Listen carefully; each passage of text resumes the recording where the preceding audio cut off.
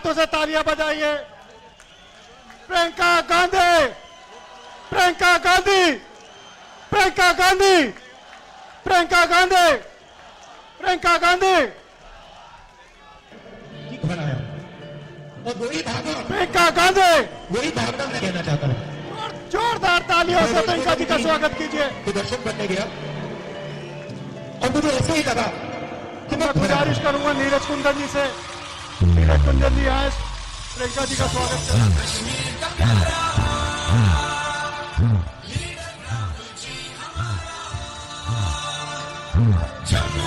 धन्यवाद। म्यूजिक बंद। साथियों, सबसे पहले मैं दिल की गहराइयों से मैं अपने बिश्ना वासियों की तरफ का अपनी मैडम श्री प्रियंका गांधी हुंदा धन्यवाद करना चाहूंगा कि आज वो सारी बिश्ना की धरती में सारे बिच आए। साथियों, सब तो पहले मैं तुम्हारा सारे हाथ जोड़िए शुक्रिया करना और वोट बेशक एक तरीक पौने ने पर मैं तुम्हारा कर्जदार जरा अज को तुम्हारा कर्जदार हाँ कि तुसे सवेरे 10 बजे तो लेइए और 4 बजे रहने 4 बजे तक तो है भुखे पाने धुप में तुसे सारा इंतजार किया। मैं तुम्हारा पूरी उम्र वास्ते गुजरदार हाँ। साथियों, 1 तरीक की इलेक्शन है, समय बड़ा कट है, 4 दिन रह गए ने खाली इलेक्शन दे। मैं खाली 2 मिनट जब अपनी गल खत्म करगा कि तुसे सारे 4 दिन नीरज कुंदन बनिए जड़े काम करना। बाकी मेरी माता रानी की कृपा की थी, 1 साल मेरी उम्र हो, 2 साल हो, 40 साल उम्र हो तुम्हारे ऊपर जड़ी मैं निशावर कर। मैं उन समय वेस्ट नहीं करगा क्योंकि तुसे सवेरे 10 बजे खड़ोते हो। मैं आमंत्रित करगा अपनी मैडम श्री प्रियंका गांधी और मंच पर आ थोड़े विच गल कर। शुक्रिया। माला लेके सारे स्वागत। मैं नीरज कुंदन से कहूंगा प्रियंका जी का स्वागत करें।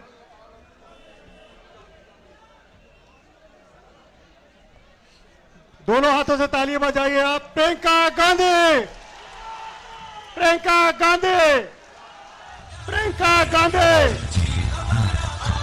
प्रियंका गांधी, प्रियंका गांधी, प्रियंका गांधी, प्रियंका गांधी।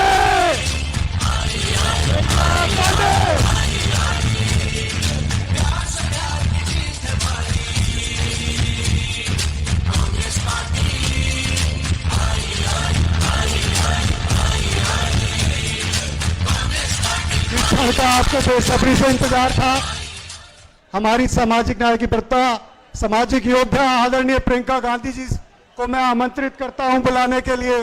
जोरदार तालियों से आदरणीय प्रियंका जी का स्वागत कीजिए।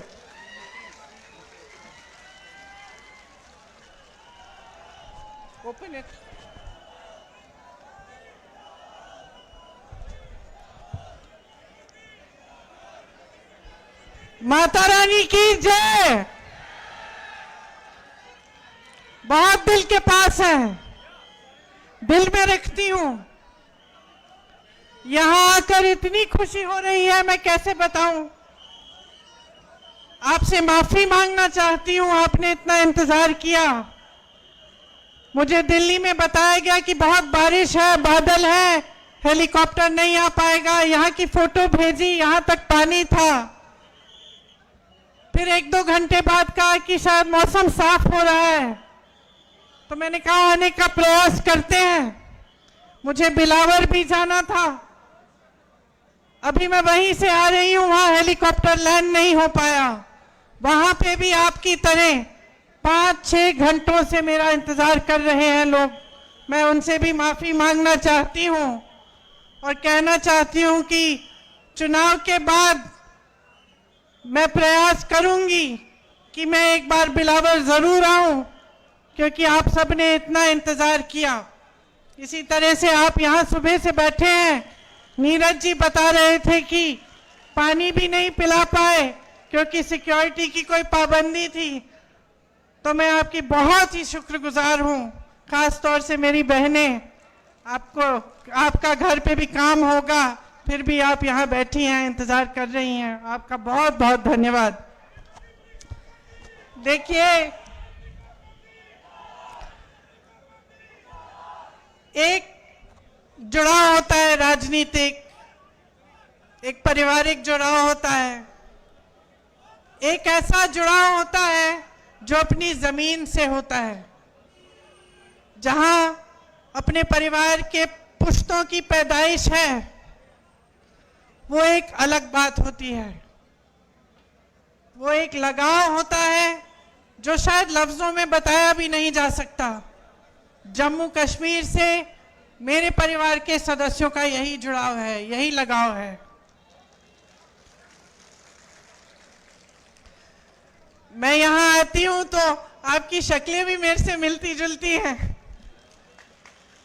काफी बार मैं देखती हूँ, गाड़ी से देखती हूँ या किसी से मिलती हूँ, कहती हूँ ये तो ऐसे लगता है कि मेरी बहन है। तो एक अलग जुड़ाव है। आपको शायद मालूम नहीं होगा, मेरी दादी इंदिरा जी की हत्या से 4-5 दिन पहले हम लोग घर पे बैठे थे। मैं 12 साल की थी, राहुल जी 14 साल के थे। अचानक दादी ने कहा, बड़ा दिल कर रहा है कश्मीर जाने का। जो चिनार के पेड़ हैं, पतझड़ के समय जो गिरते हैं, मैं उन्हें देखना चाहती हूं। तो हम दोनों बच्चे थे, बहुत खुश हुए, चलो दादी के साथ कश्मीर चलेंगे। तो दादी हमें कश्मीर लाई। पहली बार मुझे खीर भवानी के मंदिर में ले गई। उसके बाद एक बड़े आध्यात्मिक गुरु थे उनके, पंडित लक्ष्मण जी, उनका आश्रम होता था श्रीनगर में, वो वहां गई। फिर हम दिल्ली आए। 3-4 दिन बाद ही उनकी हत्या हो गई, वो शहीद हो गई। तो अक्सर मुझे लगता है कि कैसा बुलावा था ये, कि एकदम अपनी हत्या से 4-5 दिन पहले अचानक बोली मुझे कश्मीर जाना है। ये अपनी धरती का बुलावा था।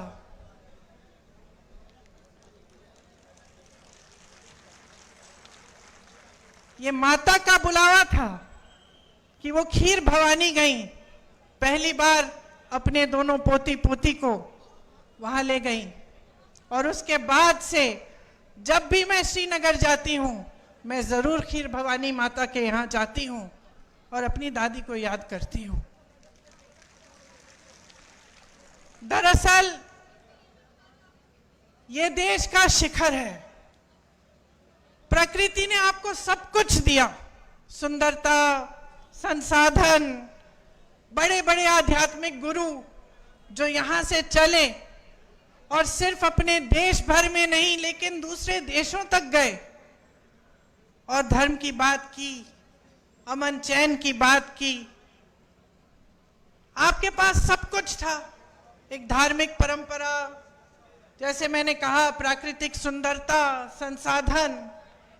और शायद ये दुनिया का तरीका है, दुनिया का स्वभाव है कि जब किसी के पास सब कुछ होता है तो जिसकी नीयत ठीक नहीं होती है वो उसे छीनने की कोशिश करता है, उसका इस्तेमाल करता है।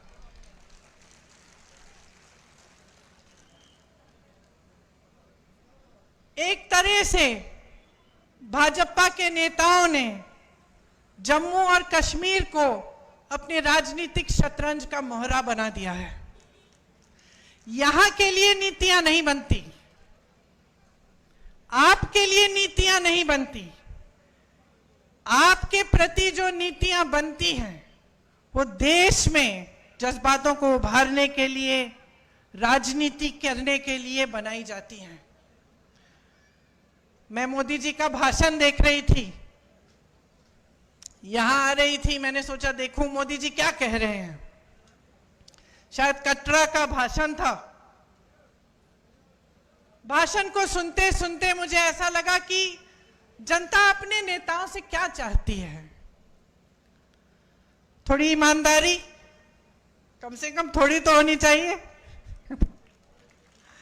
थोड़ी सी सच्चाई, एक कर्मठता, एक गंभीरता कि जनता की क्या समस्याएं हैं, ये नेता समझ रहे हैं कि नहीं समझ रहे हैं। और मुझे उस मोदी जी के भाषण में लगा कि वो गंभीरता ही नहीं दिखी। वो कहने लगे कि 10 सालों से यहाँ का जो रेलवे स्टेशन है, हमने इस रेलवे स्टेशन को में सुधार हम लाए हैं, इसमें परिवर्तन लाए हैं।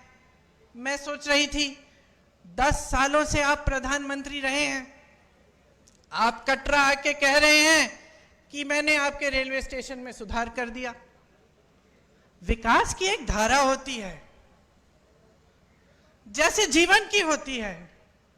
एक समय में मेरी बहनें यहाँ बुजुर्ग बैठी हैं, वो रोटरी वाले टेलीफोन होते थे, आपको याद है, यूं घुमा के फोन करना पड़ता था। जम्मू से दिल्ली फोन करना पड़ता था तो बुकिंग करनी पड़ती थी, 2-3 हफ्तों बाद ट्रंक कॉल लगता था। आज सबके पास स्मार्टफोन है। परिवर्तन होता है, विकास होता है, रेलवे स्टेशन में सुधार होते हैं। ये कोई बड़ी बात नहीं है कि प्रधानमंत्री जी आकर इन छोटी छोटी बातों पर आपको कह रहे हैं कि देखो मैंने आपके लिए क्या किया। ठोस बात क्यों नहीं कर रहे हैं? मेरे मन में ये बात आई कि जो ठोस बात है, जो जम्मू और कश्मीर की जनता के हृदय की बात है, जो उनकी समस्याएं हैं, उनकी बात क्यों नहीं हो रही है? सच्चाई पर क्यों नहीं उतर रहे हैं हमारे प्रधानमंत्री? कि जब उन्होंने आपसे राज्य का दर्जा छीना तो क्या क्या छिन गया आपसे। वो रेलवे स्टेशन की बात करने से नहीं मिलेगा आपको वापस। वो ये कहने से कि मैंने जम्मू में आईफल टावर जैसा एक ब्रिज बनाया है, वो आपको वापस नहीं मिलेगा। वो आपका हक था और उस हक के जरिए आपको बहुत कुछ मिलता था। अपने जमीन पर हक, रोजगार पर हक, छोटे कारोबारों को मजबूत बनाने का हक, जो सारा आज आपसे छिन गया है। एक एलजी है जो पूरा अपने हिसाब से अपनी मनमानी से राज कर रहे हैं। एक लूट का राज स्थापित किया है, रिमोट वाला राज स्थापित किया है। आपको अपने हक नहीं मिल रहे हैं इस राज्य में। आपकी जमीनें लैंड बैंक बन रही हैं। किसके लिए? आपके लिए, बड़े बड़े उद्योगपतियों के लिए, जो मोदी जी पूरे देश भर में स्थापित कर चुके हैं कि कुछ गिने चुने उद्योगपतियों को सब कुछ मिलेगा। वही आज जम्मू और कश्मीर में हो रहा है। यहां रिलायंस के रिटेल स्टोर खुल रहे हैं, लेकिन ये जो छोटी छोटी दुकानें हैं, जो आपकी दुकानें हैं, आपके छोटे बिजनेस हैं, उनको मारा जा रहा है। पहले नोटबंदी, फिर जीएसटी, और आज बड़ी बड़े रिटेल वाले जो उद्योगपति हैं आपके बिजनेस को छीन रहे हैं। और आप कुछ कर नहीं पा रहे हैं क्योंकि आपकी अपनी सरकार नहीं है। नौकरियों का हक आपको मिलना चाहिए। यहां तमाम नौजवान खड़े हैं। मेरी बहनें मेहनत करके, परिश्रम करके बड़ा करती हूं। मैं 52 साल की हूं, मेरा बेटा 24 साल का है, मेरी बेटी 22 साल की है। क्या चाहते हैं हम अपने बच्चों के लिए? एक उज्जवल भविष्य चाहते हैं। कुछ बड़ी शान, शोहरत, पैसा, सत्ता नहीं। हम चाहते हैं कि खुश रहें, ईमानदारी से अपना काम करें और अपनी कमाई कर लें, अपने पैरों पे खड़े हो जाएं। ये आप भी चाहते हैं, इस मंच पे बैठे सारे नेता भी यही चाहते हैं। तो ये हक आपसे छीना क्यों जा रहा है? आज रोजगार के मामले में जम्मू और कश्मीर इतना पीछे क्यों पड़ गया है? इतनी बेरोजगारी क्यों है? आप परवरिश करते हैं अपने बच्चों की, मेहनत करते हैं, उनको पढ़ाते हैं, लिखाते हैं। बच्चा भर्ती का पेपर देता है, पेपर लीक हो जाता है, पेपर दे भी देता है, मार्क्स भी आ जाते हैं, भर्ती नहीं होती। घोटाले पे घोटाले होते हैं। ऐसे बच्चे हैं जो 27-28 साल के हो जाते हैं, 30 साल की उम्र के हो जाते हैं नौकरी की इंतजार में। उनको खुद नहीं पता होता कि जब हमने भर्ती का इम्तिहान दे दिया है, हम पास भी हो गए हैं, तो क्या हम इंतजार करें? हो सकता है 6 महीने में नौकरी मिल जाएगी, हो सकता है 2-3 महीनों में नौकरी मिल जाएगी। तो बेचारे इंतजार करते रहते हैं, सोचते हैं कहीं और लग जाएंगे तो ये भर्ती निकल जाएगी तो हम रह जाएंगे। और इस तरह करके साल पे साल गवा देते हैं, अपनी जवानी गवा देते हैं। बच्चों की शादी नहीं होती, जब रिश्ता लेके जाते हैं कहते हैं कि भाई नौकरी नहीं है, रिश्ते नहीं पक्के होते। तो इस तरह से कैसे आगे बढ़ेंगे हम? आपके एलजी बाहरी हैं, साफ तमाम जितनी भी पॉलिसियां, जितनी भी नीतियां बन रही हैं, बाहर वालों के लिए बन रही हैं। 450 मिनरल के जो ब्लॉक हैं, उनमें से 200 के ठेके बाहर के लोगों को दिए हैं। आपको रेत, आपकी रेत है, आपकी बजरी है, बाहर भेजी जा रही है, आपको खरीदनी पड़ती है अपने घर बनाने के लिए, तो उसका दाम महंगा होता है कि नहीं? आपको घर में छोटी सी छोटी मरम्मत करनी पड़ती है, आप घबराते हो कि कैसे करेंगे। कोई बीमार पड़ता है, घबराते हो, इलाज कैसे करवाएंगे। और यहां बाहर की सारी कंपनियां आकर सब कुछ लूट रही हैं। 10 मिनरल के ब्लॉक्स हैं, 26 रेत के खनन, सारे ठेके बाहर के इनके मित्रों को दिए गए हैं। बाहर की कंपनियों को ला कर आपके जितने भी छोटे कारोबार हैं उनको खत्म किया जा रहा है। ये तो मैं मंच पे खड़े होकर कह रही हूं, एहसास तो आपको है। अब त्योहार का महीना आने वाला है,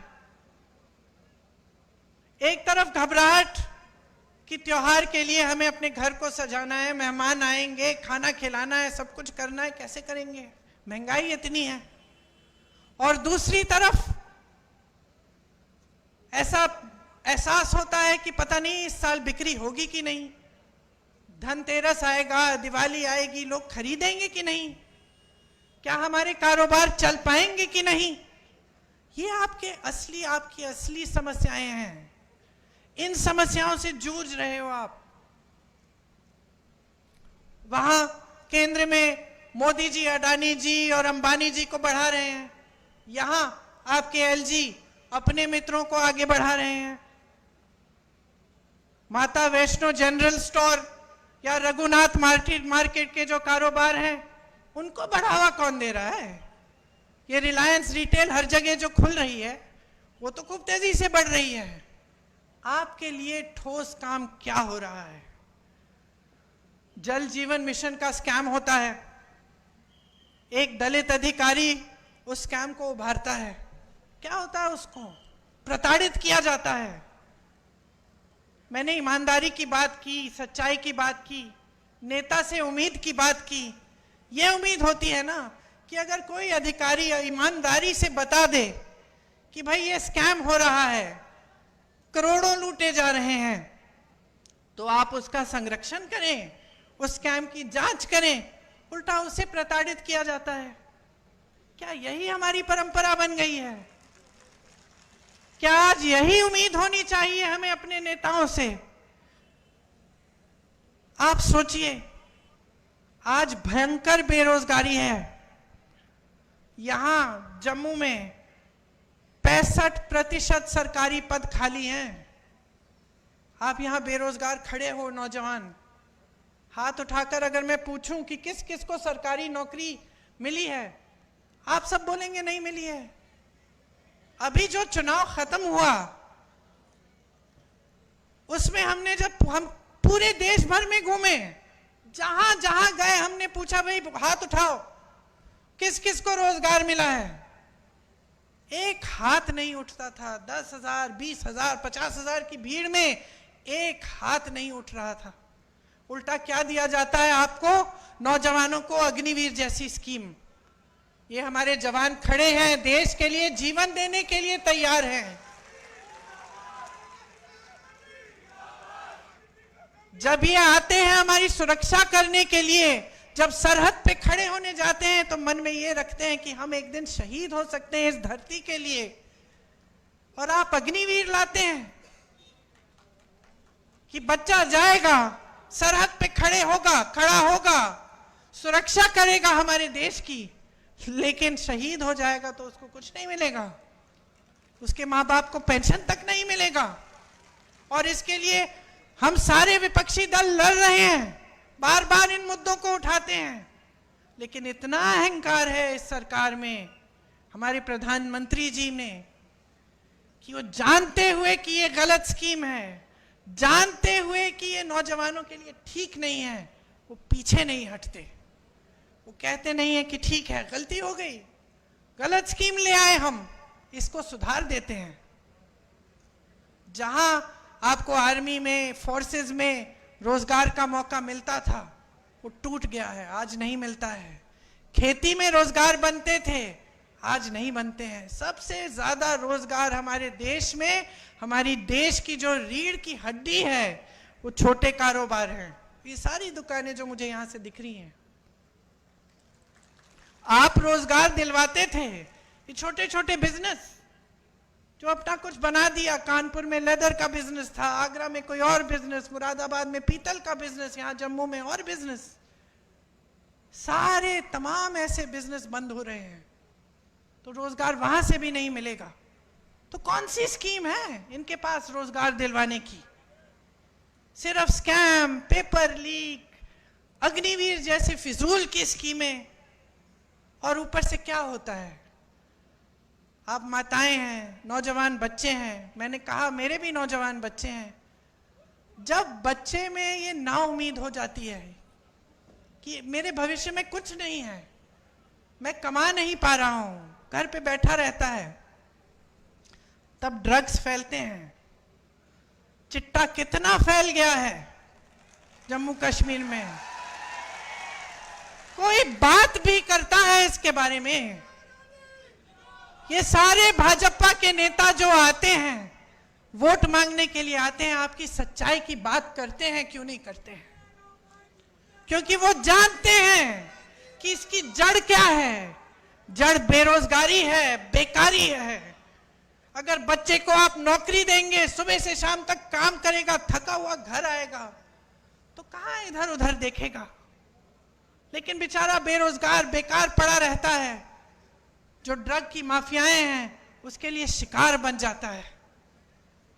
तो पूरे समाज में, पूरे देश में, पूरे समाज में, खास तौर से यहाँ जम्मू में, कश्मीर में ये सब फैल रहा है, और इसके बारे में आपके नेता बात भी नहीं करते हैं। आप टोल टैक्स दीजिए, आप स्मार्ट मीटर लगवाइए अपने घरों में, बताइए 10 गुना आपके बिल आते हैं, कोई पूछता है? आप जहां भी जाएंगे आपको टैक्स, प्रॉपर्टी टैक्स लगा दी है जो पहले नहीं थी, टोल टैक्स बढ़ा दी है, जगह जगह टोल लगा दिए हैं। स्मार्ट मीटर आप तो जानते ही हैं, आपकी आवाज से पता चल रहा है मुझे कि कितना असर पड़ रहा है आपके जीवन पे। तो आपकी जमीनें छीनेंगे, आपसे टैक्स लेंगे, चाहे प्रॉपर्टी की हो, टोल की हो, कुछ भी हो, ऊपर से जो काम कराने पड़ते हैं आपको रिश्वत देनी पड़ती है। तो कहां के रह गए हैं आप? आपकी सुनवाई भी है इनकी सरकार में? आतंकवादी हमले कुछ कम नहीं हुए इनके राज में। यहां पे एक आंकड़ा है मेरे पास, 683 आतंकवादी हमलों में तकरीबन 260 जवान और 170 आम जनता की जानें गई हैं। तो ये भी बात नहीं है कि आतंकवाद कम हो रहा है। 150 सालों से चली आ रही जो दरबार कूच थी उसको भी इन्होंने खत्म कर दिया। एक परंपरा थी, आपको मालूम है, वो आपका गौरव था, उसको भी खत्म कर दिया। तो ये है आपका नया जम्मू कश्मीर। राज्य का दर्जा आपसे छीना, आपसे जब छीना गया तो आपको क्या क्या बताया गया कि इससे बड़ा फायदा होगा आपका। क्या फायदा हुआ, मैं जानना चाहती हूं। मैं जानना चाहती हूं, आप में से कोई मुझे बताए क्या फायदा हुआ।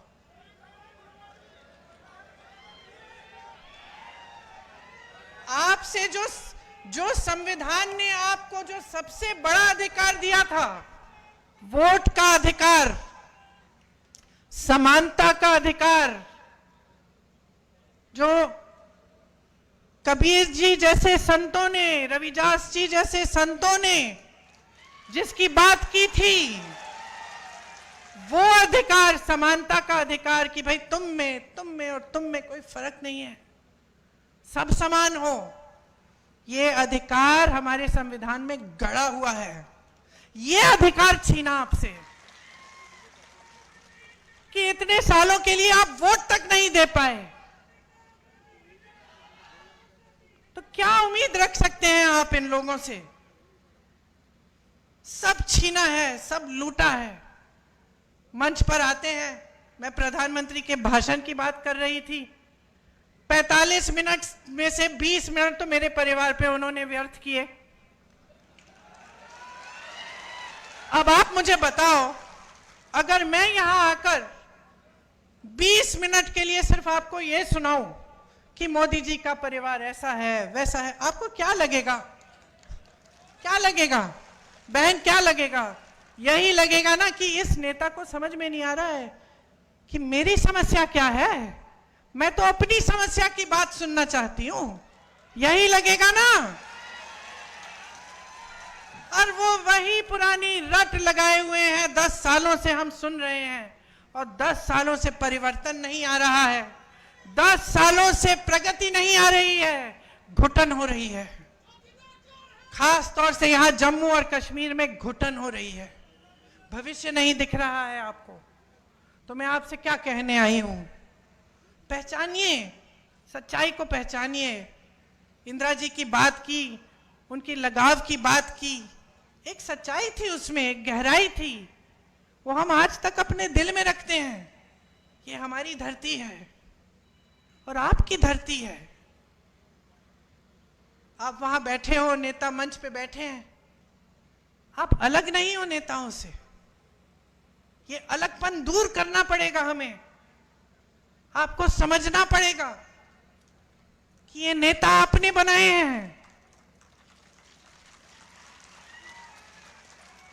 आपको समझना पड़ेगा कि नेता आए आपके सामने, आपकी समस्याओं के बारे में बात करे, तब तक आप वोट मत दो उसे, चाहे कोई भी हो। ये लड़का नीरज, मैं इसे अच्छी तरह जानती हूं, संघर्षशील है, ईमानदार है, और सबसे बड़ी बात पता है क्या है? हिम्मत है इसमें, लड़ने की हिम्मत है। जब जब मैंने दिल्ली बुलाया कि आ जाओ धरना प्रदर्शन है, एकदम आया और पीछे नहीं हटा। पुलिस ने लाठी मारी, तंग किया, ढकेला, मारा, पीटा, फिर भी पीछे नहीं हटा। तो मैं अपने अनुभव से जानती हूं कि नीरज में हिम्मत है, लड़ने की शक्ति है, और आपके लिए लड़ेगा।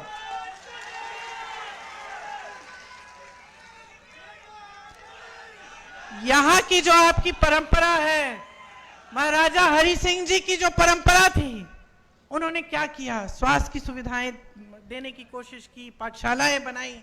ये आपकी परंपरा है, सेवा की परंपरा है कि एक राजा भी सबसे पहले सेवा करते थे। ये जम्मू की परंपरा है, और ये परंपरा नीरज के हृदय में बसी हुई परंपरा है।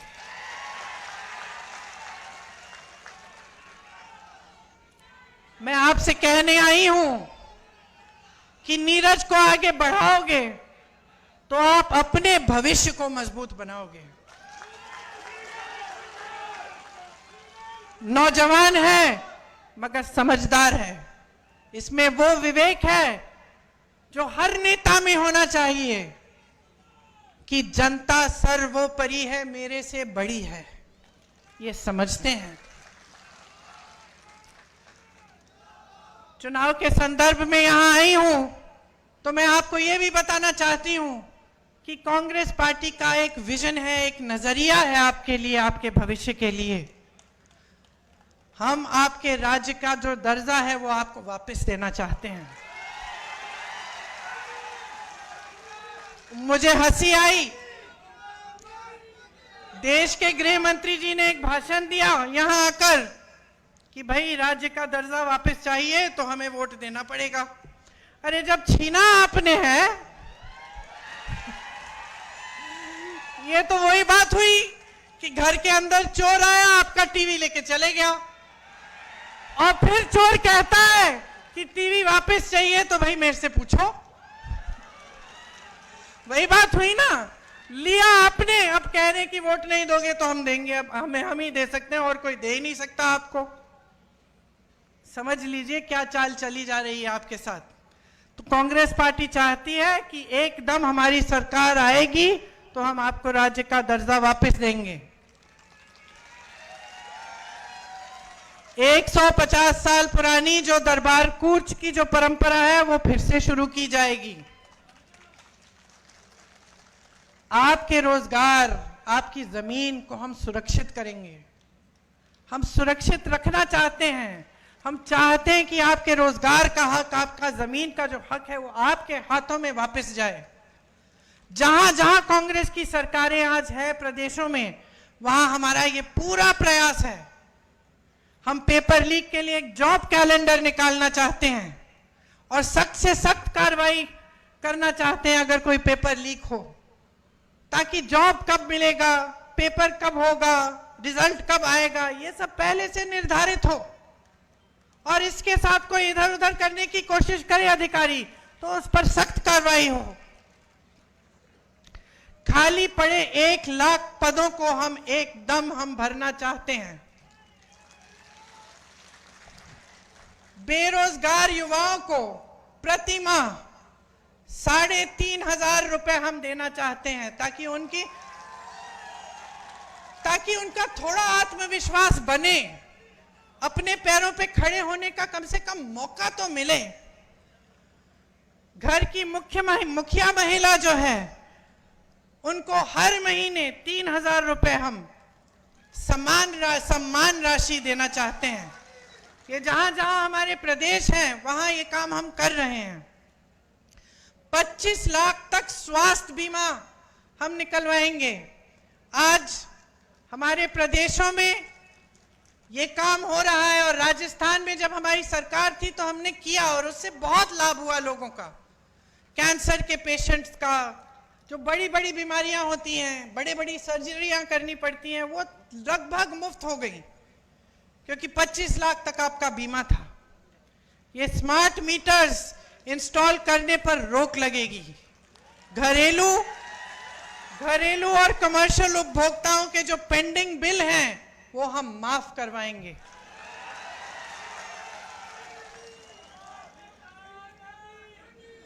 गरीब और किसानों की जो जमीन है उससे बेदखल नहीं किया जाएगा। आपको जो स्वयं सेवा समूह हैं उनको 5 लाख तक का ब्याज मुफ्त कर्ज पे मिलेगा।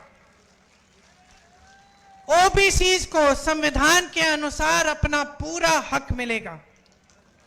मनमोहन सिंह जी के समय कश्मीरी पंडित भाइयों और बहनों के लिए शुरू हुई जो रिहैबिलिटेशन पॉलिसी थी उसे दोबारा हम शुरू करवाएंगे।